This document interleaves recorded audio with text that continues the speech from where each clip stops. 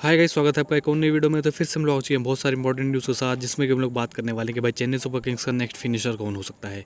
क्योंकि बहुत लोगों के मन में ये सवाल है कि भाई कौन होगा। हालांकि मैंने एक वीडियो में बात करी थी, लेकिन अच्छी तरीके से एक्सप्लेन नहीं किया था कि कौन हो सकता है कौन नहीं हो सकता है।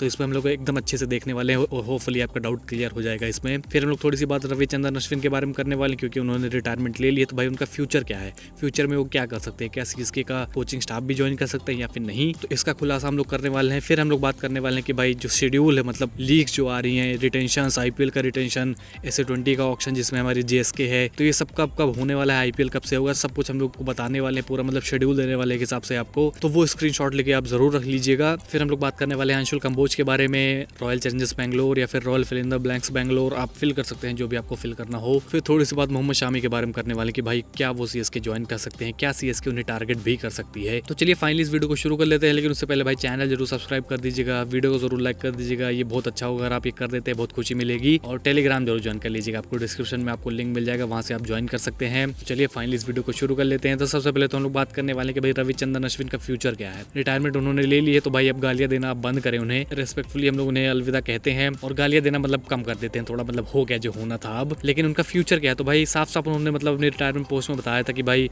वो अलग लीग से जो उसको एक्सप्लोर करना चाहते हैं। आप ये मान के चलिए कि SA20, ILT20, द 100, इन सब में वो देखने को मिल सकते हैं। तो फैंस के बीच में जो एक सवाल है कि भाई क्या वो कोचिंग स्टाफ ज्वाइन कर सकते हैं, तो मेरे हिसाब से अभी वो ज्वाइन नहीं करेंगे, और अभी ज्वाइन करना भी मेरे हिसाब से अच्छा नहीं होगा, क्योंकि जो टर्म्स है मुझे लगता है सीएसके और अश्विन के बीच में वो कुछ खास अच्छे नहीं है। क्योंकि भाई उन्होंने मतलब अपनी रिटायरमेंट पोस्ट में सीएसके को मेंशन भी नहीं किया था, तो आप सोच सकते हैं कि भाई मतलब टर्म्स अच्छे नहीं है। लेकिन नो डाउट भाई रविचंद्रन अश्विन एक क्रिकेटिंग ब्रेन है, बहुत शानदार क्रिकेटिंग ब्रेन है। अगर वो सीएसके स्क्वाड में आते हैं मतलब ऐसा कोचिंग स्टाफ, तो मेरे हिसाब से बहुत बेहतर होगा। लेकिन अगर 6-7 साल बाद आते हैं तो मेरे हिसाब से वो काफी बेटर होने वाला है। अभी के लिए मुझे लगता है कि उन्हें मतलब लीग से एक्सप्लोर करनी चाहिए या फिर कहीं और कोचिंग कर लेनी चाहिए। अभी सीएसके में उनकी जगह नहीं बनती है, तो 6-7 साल बाद हम लोग देखेंगे और बहुत ही एक अच्छा एडिशन हो सकते हैं अगर वो आते हैं 6-7 साल बाद। फिर हम लोग आगे बढ़ते हैं और बात कर लेते हैं थोड़ी सी अब अंशुल कंबोज के बारे में। तो अंशुल कंबोज को नॉर्थ जोन में मतलब सेलेक्ट नहीं किया गया है और हर्षित राणा को कर दिया गया है। तो भाई आप देख सकते हैं कि भाई सीएसके में होने का आपको क्या प्राइस पे करना पड़ सकता है। कोई गलती नहीं है अंशुल कंबोज की, सिर्फ एक मैच वही, जैसे कि मैंने बताया भी था कि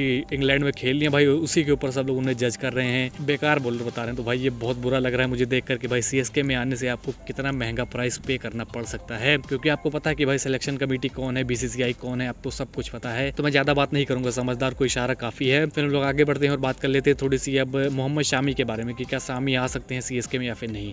तो News24 को उन्होंने इंटरव्यू देते हुए बताया कि भाई वो एग्जिट करना चाहते हैं सनराइजर्स हैदराबाद से, और उनकी मतलब दिली इच्छा है कि वो लखनऊ सुपर जायंट्स में जाएं। लेकिन उन्होंने ये भी कहा कि भाई अगर कोई भी टीम उनके लिए बिड करती है तो वो उसके लिए खेलने के लिए रेडी है, लेकिन उनकी first choice Lucknow super giants होने वाली है। तो अब बहुत बड़ा सवाल है कि क्या चेन्नई सुपर किंग्स को शामिल करना चाहिए मोहम्मद शामी को या फिर नहीं।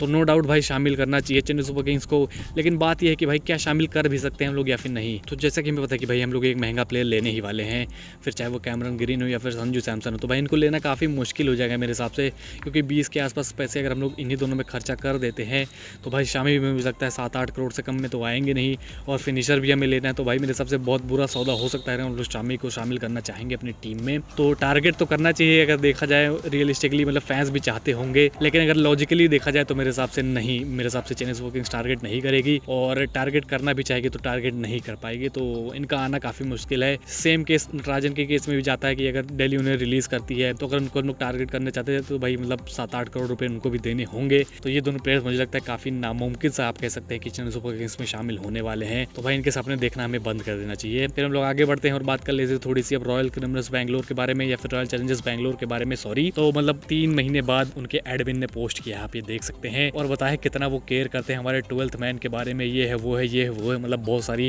यैपिंग उन्होंने करी है इस पूरे पोस्ट में। तो भाई कितना केयर करते हो आप हमें पता है, मतलब एक तरफ जश्न चलता रहा, एक तरफ आदमी मरते रहे, आप ये पोस्ट देख सकते हैं। तो मतलब कितना आप लोग सपोर्ट करते हैं, कॉम्पनसेशन भी इन्होंने नहीं पे करी है जो 11 लोग मरे थे। तो आप कितना केयर करते हैं भाई, सबको दिखाई दे रहा है। तो आप ये मतलब ये सब करना बंद करिए, ये नाटक जो आप कर रहे हैं बहुत बुरा लग रहा है आपको देखने में, मतलब क्या ही बताया जाए। 3 महीने बाद आपने कमबैक किया, वो भी एक झूठ के साथ, सफेद झूठ के साथ। तो भाई ये कब सुधरेंगे भाई, क्या ही बताया जाए, छोड़ो इनको, हम लोग बात ही नहीं करते इनके बारे में। फिर जो सबसे इंपॉर्टेंट टॉपिक सीएसके फैंस के बीच में है कि भाई चेन्नई सुपर किंग्स का नेक्स्ट फिनिशर कौन होने वाला है। सबके मन में सवाल है भाई कौन हो सकता है, कौन हो सकता है। इस टॉपिक को शुरू करने से पहले एक चीज़ मैं क्लियर कर देना चाहता हूँ कि भाई अगर आप एग्री या डिसएग्री करते हैं तो भाई आप मतलब जाहिर करें कमेंट सेक्शन में, लेकिन गाली देने से बचें भाई। ये जो आप गंदी गंदी चीज़ें लिखते हैं ये बहुत बुरा लगता है भाई। मतलब अगर आपको पसंद नहीं है तो भाई अपना ओपिनियन लिखे, क्रिटिसाइज़ करिए कि भाई हाँ ये नहीं हो सकता, ये नहीं हो सकता। लेकिन ये सारी चीज़ें आपको शोभा नहीं देती। मतलब सीएसके फैन से मुझे ये उम्मीद नहीं है। मुझे पता है आप सीएसके को बहुत पसंद करते हैं, आप फ्रस्ट्रेट हो जाते हैं अगर कोई ऐसी बातें करता है, लेकिन इसका मतलब ये नहीं कि भाई आप गालियाँ देना शुरू कर देंगे। आप अच्छे से भी मतलब डिसएग्री कर सकते हैं, अच्छी बातें लिख सकते हैं। लेकिन चलिए फिर छोड़ते हैं इस बात को और होपफुली आप ये समझ जाएंगे इस बात को। तो इस टॉपिक को मैंने 3-4 पॉइंट्स में डिवाइड किया है कि भाई क्या हो सकता है, क्या नहीं हो सकता है। तो हम लोग पॉइंट वाइज पूरा डिस्कस करने वाले कि भाई कौन हो सकता है हमारा फिनिशर। तो सबसे पहला पॉइंट ये है कि भाई हमारा जो फिनिशर है वो ओवरसीज़ होना चाहिए। क्यों? क्योंकि हमें पता है भाई, सबको पता है अगर अच्छे से देखें आप कि भाई ओवरसीज़ फिनिशर्स जो हैं वो काफ़ी अच्छे हैं कंपेयर टू इंडियन फिनिशर्स। अगर आप देखें इस मार्केट में, अगर हम लोग इसमें एक अच्छा फिनिशर टारगेट कर ले तो हमें फ्यूचर के लिए चिंता नहीं करनी होगी। तो होपफुली आप ये पहला पॉइंट समझ गए होंगे। दूसरा पॉइंट क्या होने वाला है कि भाई हमारा जो फिनिशर होना चाहिए उसको बैटिंग बॉलिंग दोनों आनी चाहिए, क्योंकि भाई कभी भी ज़रूरत पड़ सकती है। तो ये मेरे हिसाब से ऑलराउंडर होना चाहिए। होपफुली आपको ये समझ में आ गया होगा। एज फैक्टर भी हम लोग देखने वाले हैं। तीसरा पॉइंट मेरा ये होने वाला है कि भाई अगर हम लोग ओवरसीज फिनिशर टारगेट कर लेते हैं तो कैमरन ग्रीन को अपनी टीम में शामिल करना काफ़ी मुश्किल हो जाएगा, क्योंकि जैसा कि हमें पता है कि भाई फिनिशर की हमें सबसे ज़्यादा नीड है। और अगर हम लोग एक ओवरसीज फिनिशर लेके आते हैं तो भाई 4 ओवरसीज खिला सकते हैं, तो कैमरन ग्रीन को खिलाना ही काफ़ी मुश्किल हो जाएगा। तो होपफुली आप समझ गए होंगे कि मैं क्यों संजू को ला रहा था पिछले मतलब अपनी प्लेइंग 11 में। फिर हम लोग आगे बढ़ते हैं और देख लेते हैं भाई हमारा फिनिशर कौन होने वाला है। तो जिसने मेरी पहले की वीडियोस देखे उसको पता है कि भाई मैंने लियम लिविंगस्टन को चूज़ किया था एज अ फिनिशर। आप कोई और भी चूज़ कर सकते हैं, आप मैक्सवेल, ब्रेसवेल, ये सारे प्लेयर्स चूज़ कर सकते हैं, क्योंकि भाई ये लोग बॉलिंग भी करते हैं। ग्लेन फिलिप्स को भी आप ऐड कर सकते हैं, क्योंकि वो भी थोड़ी बहुत बॉलिंग कर लेते हैं। डोनोवन फरेरा की अगर हम बात करें तो भाई वो रिलीज ही नहीं होने वाले हैं। तो जो बार बार लिखता है कि भाई डोनोवन फरेरा, भाई बहुत मुश्किल है, भाई बहुत कम चांस है कि वो रिलीज होंगे। अगर वो रिलीज होते हैं तो भाई मैं उनको रिप्लेस कर दूंगा लियम लिविंगस्टन से, मतलब विदाउट डाउट। लेकिन वो रिलीज ही नहीं होने वाले, मैं आपको पहले ही क्लियर कर दूं। और मिलर को भाई मैं क्यों नहीं ले रहा हूँ, क्योंकि भाई वो बॉलिंग नहीं कर पाते हैं और उनकी एज भी मतलब आ रही है धीरे धीरे, इसीलिए मैंने लियम लिविंगस्टन को चूज किया है। तो लिविंगस्टन का नाम सुनते ही कुछ लोगों के मन में एक सवाल ये भी आना चाहिए कि भाई क्या आरसीबी रिलीज करेगी उन्हें या फिर नहीं। तो रिलीज करेगी भाई। क्यों? क्योंकि उनके पास 2 ऑलरेडी ओवरसीज फिनिशर्स हैं। टिम डेविड है उनके पास, रोमारियो शेफर्ड हैं और दोनों पेस बॉलिंग कर लेते हैं। तो मतलब कोई सेंस ही नहीं बनता कि आरसीबी एक और ओवरसीज फिनिशर रोक के रखे, जिसने अच्छा नहीं किया था पिछले साल माइंड यू, और मतलब कम मैचेस खेले थे। तो मेरे हिसाब से बहुत हाई चांसेस उनके रिलीज होने के। और आरसीबी को भी भाई पर्स चाहिए भाई कुछ प्लेयर्स टारगेट करने के लिए। तो भाई मेरे हिसाब से ये लॉजिकल है आरसीबी को रिलीज करना। और अगर सीएसके में आते तो मुझे लगता है बहुत शानदार ये चॉइस होने वाले हैं। आप एग्री या डिसएग्री कर सकते हैं, मुझे पता है। आप कोई और को चूज कर सकते हैं, लेकिन वो ऑलराउंडर होना चाहिए। ये मेरी एक कंडीशन है, प्लीज मतलब ऑलराउंडर ही चूज करिएगा। कुछ लोग कैमरन ग्रीन को भी चूज कर लेंगे फिनिशिंग रोल में। तो भाई मैं आपको क्लियर कर दूं कि भाई 1, 2, 3 ओपनिंग कर सकते हैं, 1 डाउन खेल सकते हैं, ज्यादा से ज्यादा नंबर 4 पे खेल लेंगे। वो फिनिशर नहीं है तो भाई उनको फिनिशर पे लेवल करना आप बंद करें। तो होपफुली अब आप समझ गए होंगे इस बात को। फिर हम लोग आगे बढ़ते हैं, देख लेते हैं कि भाई कौन कौन सी लीग्स कब कब होने वाली, क्योंकि आने वाले टाइम में आपका शेड्यूल काफी बिजी होने वाला है। तो आप लिस्ट देख सकते हैं भाई 9 सितंबर से आपका मतलब सीजन शुरू होगा, जुलाई में खत्म होगा जाके एमएलसी जब वो खत्म होगा।